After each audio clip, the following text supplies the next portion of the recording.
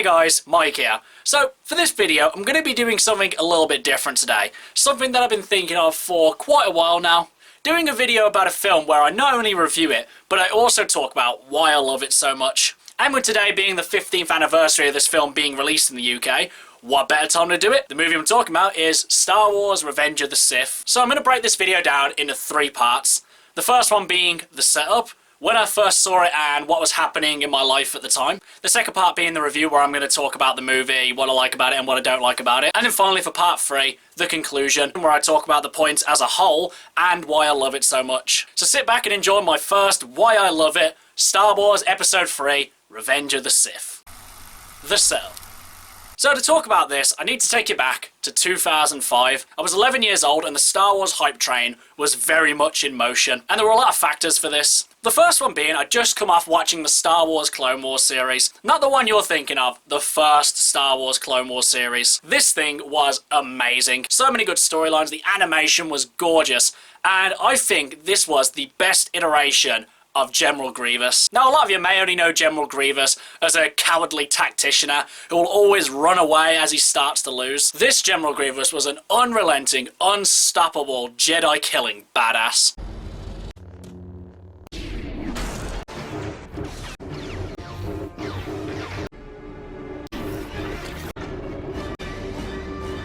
And it's just such a shame that this General Grievous didn't carry over into Revenge of the Sith or the Star Wars Clone Wars series. But thinking about it, it did make a lot of sense why General Grievous was a lot more different in the later Star Wars series than he was in this one. And also as well, I just finished playing one of my all-time favourite Star Wars games, Star Wars Republic Commando. Now, if you've never played this game, then by God, you are missing out majorly. Basically, the premise of the game is that you lead a troop of elite clone troopers who go on these insane suicide missions for the glory of the Republic. The members of Delta Squad were Scorch, Fixer, Sev, and your character, Boss. The gameplay for Republic Commandos was insane. It was a first-person shooter where you commanded each of the individual units. You could command them to do all sorts of things, stand in certain positions, target certain units, hack terminals, blow up things, you name it. And as it stands today, this game would be quite dated. The graphics haven't aged all that well, and the gameplay would seem quite simplistic. But for me personally, this game has really stood the test of time. And I played it last year, and I still think this game is excellent. And really, I think this game is what Halo 5 tried to be. Halo 5 tried to do the kind of squad-based tactical thing where you could tell your units to do whatever you wanted to do or whatever. But Halo 5 wasn't really built for this kind of squad-based combat. And I swear to God, the AI in that game were just so brain dead. The amount of times I'd be screaming at them to revive me and they just wouldn't do it, even though they were just standing right next to me. But anyway, enough about Halo 5. Basically, if you haven't played Republic Commando, go play that game, it's excellent. And also as well, I was playing the first LEGO Star Wars game, which I think actually was one of the first LEGO games. So I played episode 1 and 2 in that game, and I really wanted to play episode 3, but I wanted to see the movie before I played it, so I wouldn't spoil anything. So the day had finally come, I went to go see Star Wars Episode 3, Revenge of the Sith. The review. So, Episode 3 opens the same way that all the Star Wars movies do. You have the title crawl and the iconic music. You get the first shot of the Republic cruiser going through space, and then you see Anakin and Obi-Wan starships flying through space. The two of them are in perfect tandem. They both match each other point for point, and they're in absolute sync, and you can see at this point, without any kind of dialogue, that the two of them have become a lot closer as master and student. And from there, the first 20 minutes of this movie are just excellent. You get an awesome fight with Count Dooku, you introduce a General Grievous, the fight choreography is excellent, everything about the scene is excellent, pulse pounding, excellent action. And then from this point on, for quite a while, the movie starts to slow down a bit, and for an 11-year-old me, this was quite boring, and when I was a lot younger I did tend to fast forward these bits just to get to the really cool action points. And these more quiet scenes with Anakin and Padme I still actually really like, even though, and it's kind of the biggest problem that the prequel trilogy faces, it's definitely its dialogue. The dialogue for the prequels was just not really great at all, and some of the other writing was just not really all that great either. And a lot of people tended to blame Hayden Christensen for this because of his poor delivery a lot of the times. But realistically, no human being can make these lines sound good. I mean, I don't care if you're a seasoned veteran or a multiple Oscar winner, there's just no way you can make lines like this sound good. I'm haunted by the kiss that you should never have given me. I don't like sand. it's coarse, it's rough and irritating, and it gets everywhere. And obviously, there's loads more examples like that. But let me take you back a bit. Let's just think about Anakin's character. Now, he grew up on a slave planet. He never really knew his father, and the only person he really had was his mother, because he didn't really have many friends. And he was started work really early, and his boss just didn't respect him and treated him quite poorly. Then, from out of nowhere, completely out of the blue, you get this magical space wizard come down as if some holy figure, and he tells this young, impressionable boy about this all-powerful force that controls everything, and he tells him that he can be a part of it, and he promises to take him away from his miserable life. The only problem is, he has to leave his mother behind, which for anyone would be hard. And then obviously the person who was going to train him ends up dying, and then it falls to his pupil, Obi-Wan Kenobi, to train him. Now Obi-Wan didn't really want to train this boy, but because it was his master's dying wish, he did it anyway. And Anakin through the years was told that he had to suppress his emotions, he couldn't give in to temptation, and he had to live by the Jedi Code. And he took this very seriously, pretty much shutting himself off from all emotions, even though at times his emotions would get the better of him. Whether it be anger or love, sometimes his emotions would come in conflict with the Jedi Code itself. And as well, he would constantly get these mixed messages about being the chosen one, but at the same time passed up for every opportunity, and even by his own master as well, treated like just nothing, treated like secondary or just a second-class person. Even when he does something good, he's always reminded that he's a Padawan and not as good as Obi-Wan. And then when he saw a glimpse of the future of his mother dying, he immediately tried to fix that, but unfortunately, he couldn't save her. And then he only really has two things left: the Jedi Order and Padme. And then he sees a vision of Padme suffering and dying, and then he immediately panics, and he seeks the help of the Jedi, but he obviously can't tell them what it is he's actually afraid of. He has to be quite vague about it, but he gives enough information that the Jedi could give him sound words of advice. And they tell him to pretty much let go of everything that he fears to lose, because it's not the way of the Jedi.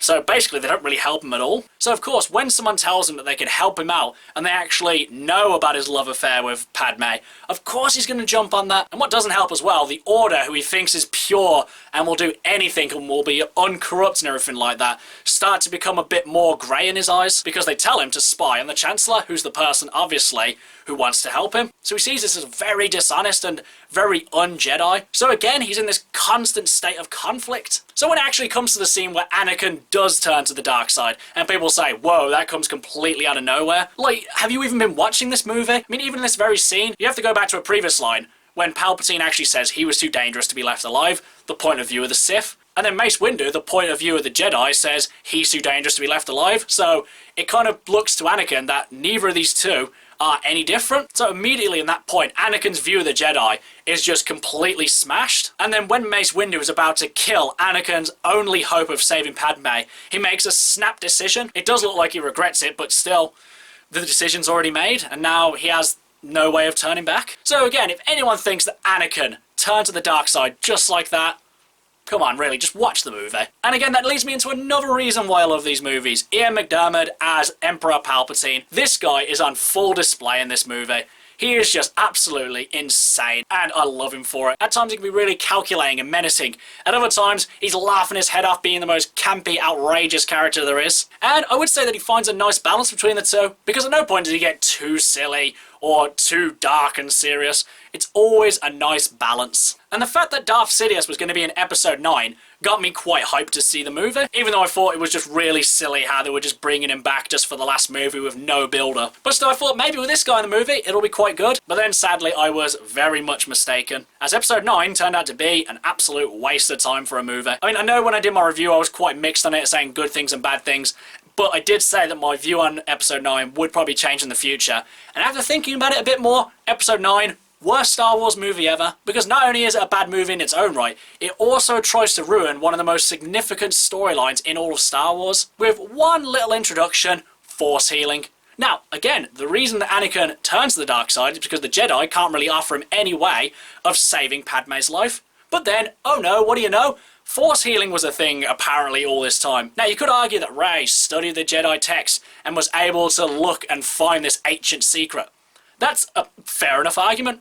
But how come Kylo's able to do it himself, you know, just after never having done it before? So really, this whole thing just falls apart. Force healing is stupid. Iconic, super amazing scene from Revenge of the Sith is Order 66. This is probably one of the most iconic moments in all of Star Wars.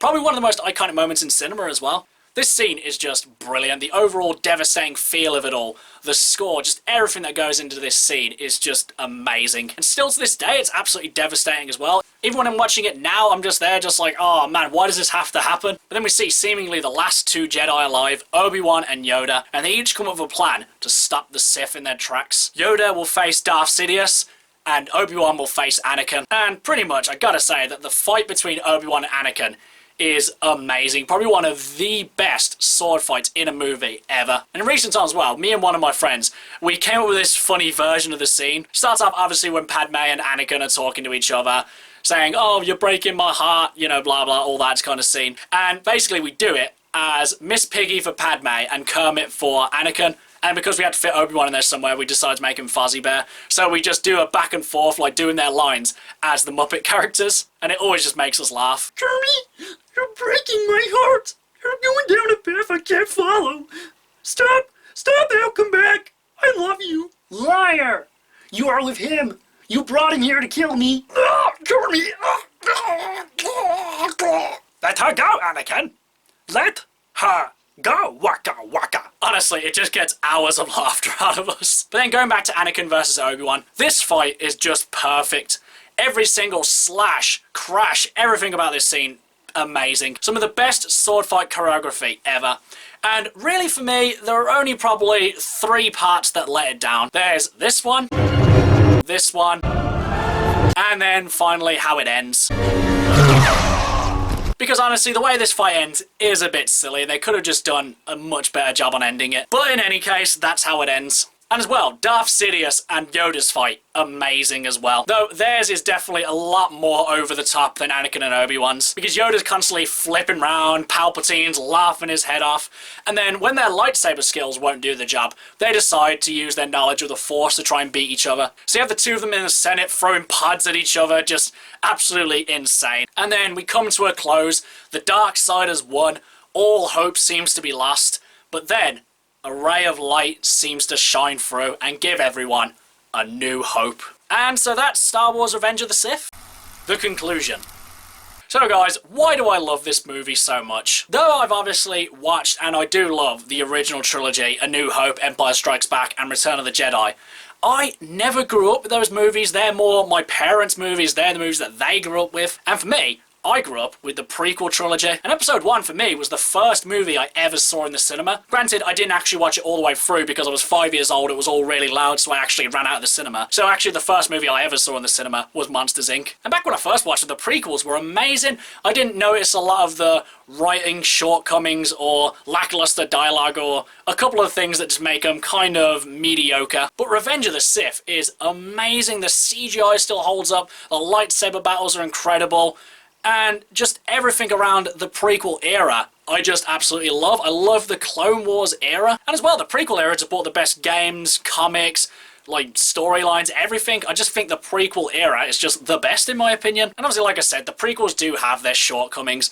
Some very annoying characters, a bit of bad dialogue, and at times it's just really not as iconic as the original trilogy. But still, ignoring all that, 15 years later, Revenge of the Sith is still excellent. And as well, I'd have to say, more so than any other main series Star Wars movie, it really does kind of battle with the whole grey nature of the Force, because a lot of the other movies are very black and white, light side, dark side. And Revenge of the Sith, though not in amazing great detail, kind of tackles the issue that both of them are just as bad as each other. Because one of the main issues with the Jedi is they stopped letting the Force actually guide them. Qui-Gon used to do that. He used to let the Force guide his will and be the thing that saw him through to the end. But the Jedi tended to twist the Force and use it to enforce their will upon the galaxy. And though they may not have been as obviously brute force as the Sith would have been, still, they, you know, weren't as clean-cut as they initially would